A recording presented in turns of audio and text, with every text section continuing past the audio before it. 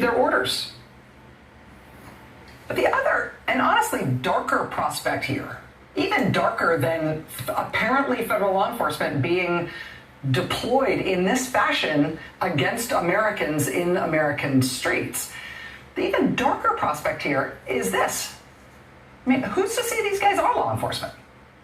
What's to distinguish these unidentified, supposedly federal forces from random, self-motivated guys with guns who want to come down to these protests and play Civil War as private citizens? Or just hang out and be seen with their military-style weaponry and their off-the-shelf tactical gear. I mean, especially in the middle of a big rowdy protest, how are you going to tell the difference between unidentified, unname-badged federal officers and, say, this guy who showed up at a protest in Coeur d'Alene, Idaho today with a gun bigger than him and 2 more strapped to his back and his side? Or how about this guy who decided to do heavily armed traffic control at a protest in Casper, Wyoming, just on his own say-so, just your average local guy with a gun who's stopping you in the street? Or how about these randos who showed up at a rally in New Mexico, in their words, to, quote, protect people? I mean, one of these guys shoots you? We're supposed to fall back on, well, hey, maybe he was a cop? Maybe he was a soldier? Maybe he was, but who knows? Maybe he was some random self-motivated PE teacher with a Reddit account and a big weird gun collection? Just submit to their authority? Try not to get shot by them, and if you do,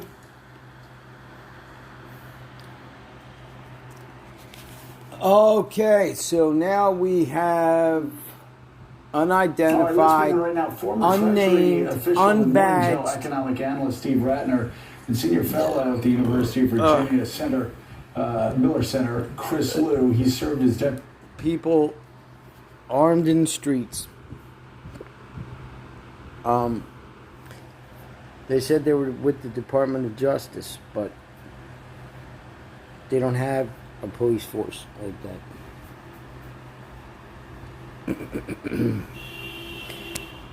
So, look, don't know how many times I'm going to have to say this, but your constitutional rights are history. They're gone.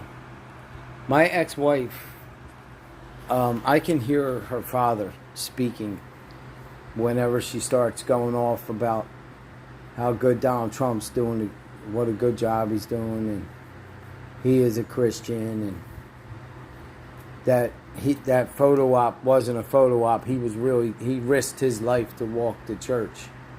No, he didn't. He didn't risk his life for nothing. The National Guard violently removed the people out of the way so that he could walk to church and hold up his Bible.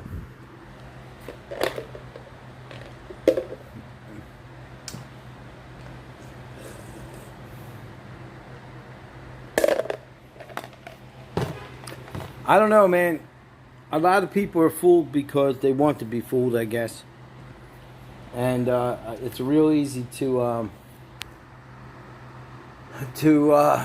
allow yourself to be fooled, because she will argue until she's blue in the face, and I literally mean blue in the face, with,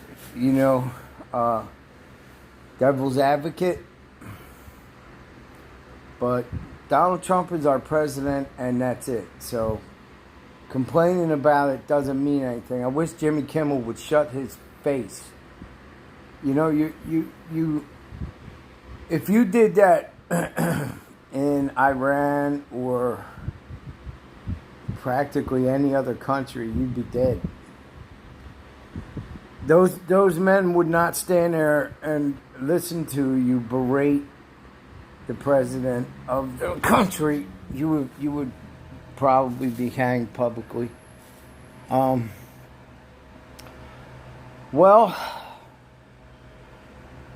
I'm praying again today in the name of Jesus that the Lord would remove me from this body and allow me to be free.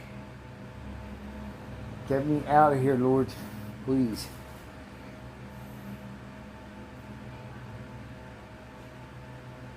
Lord, Holy Spirit, in the name of your Son, Jesus. Forgive me for my sins that I've committed against you and against heaven. Cleanse me from the unrighteousness of myself by removing me from this place, Lord. Please.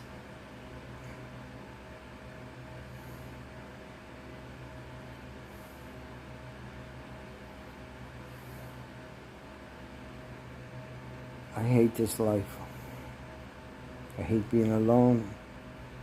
My children won't come see me unless I bribe them. I have to pay them to see me.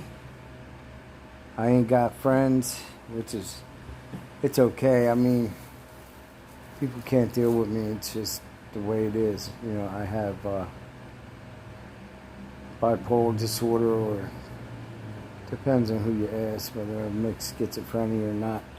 But hey, I'm going to tell you this. Had an interview with a representative from the church, and 2 minutes in, I couldn't even speak.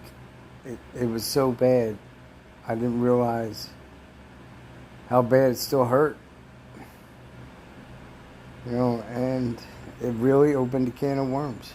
You know, I have been, you know, you try to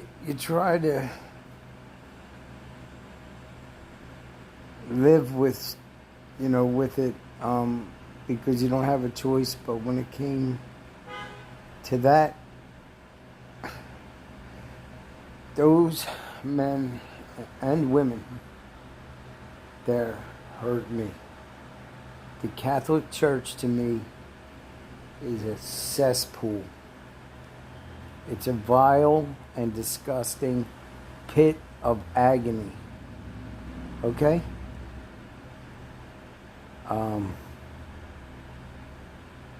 So here's what I'm trying to get at. When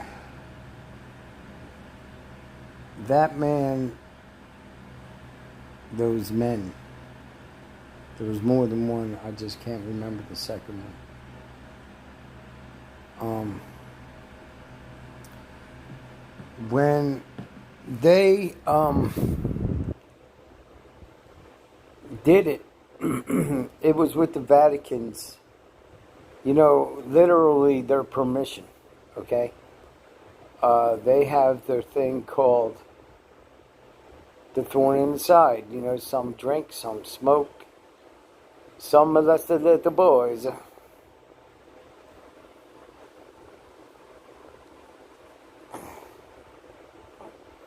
However, it's still the world's most powerful cult. And if you don't know by now, then I'm about to give you some information that you're really going to hate. Mary cannot get you into heaven. Peter cannot get you into heaven. Mary cannot intercede on your behalf. She is sleeping, waiting judgment like the rest of us. So,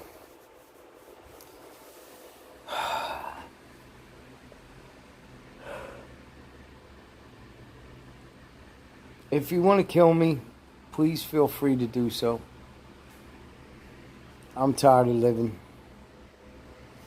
My children, I literally do not have children now.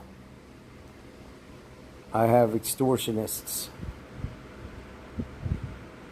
And, well, they're quick to ask me for stuff, though. And I always tried to model my life as, if my worst enemy needs a roof on their house, then I'm going to put the roof on their house. You know that. I tried to live that way. And, well, it didn't work out so well. But I really, really wish really, really hope for a bullet in the back of the head.